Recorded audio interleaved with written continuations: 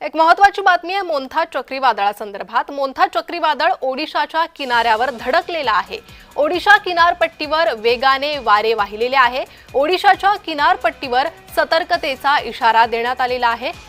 समुद्र किनारपट्टीला सतर्कतेचा इशारा देण्यात आला होता, त्याप्रमाणे मोन्था चक्रीवादळ ओडिशा या ठिकाणी धडकलेला आहे। ओडिशा किनारपट्टीवर वेगाने वारे वाहिलेले आहे। सतर्कतेचा इशारा प्रशासनाकडून देण्यात येतोय। तर प्रचंड वेगवान असं हे चक्रीवादळ आणि या वादळाच्या पार्श्वभूमीवर प्रशासन सतर्क आहे। आंध्र प्रदेशातही प्रशासनाकडून सतर्कतेचा इशारा देण्यात आलेला आहे आणि त्या पार्श्वभूमीवर पावलं उचलण्यात आलेली आहे। तर सध्या ओडिशाच्या किनारपट्टीवर हे मोन्था चक्रीवादळ धडकलेलं आहे। मोन्था चक्रीवादळ समुद्र किनारपट्टीवर सक्रिय होतं आणि समुद्र किनारपट्टीवरील प्रदेशांना या चक्रीवादळाचा मोठा तडाखा बसू शकतो। किती भयानक हे दृश्य आहे, हा आवाज यावरूनच हे कळतंय।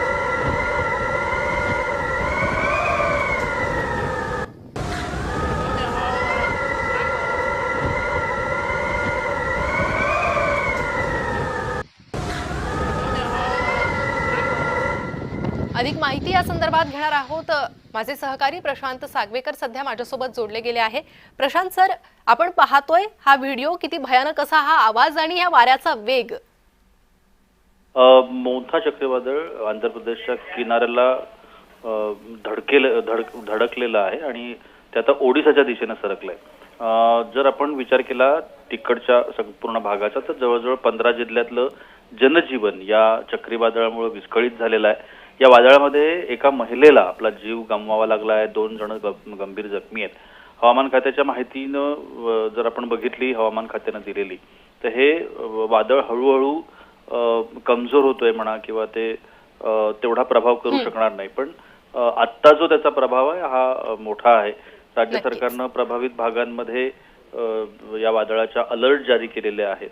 आवश्यक तिकडच्या उपाययोजना सुरू आहेत आणि आंध्र प्रदेशचा जो किनारा आहे त्याला ओलांडून ओडिशाच्या दिशेनं हे आता हळूहळू प्रवास करत आहे। त्यामुळे आता मोन्था चक्रीवादळ ओडिशाच्या किनाऱ्यावर धडकलेला आहे।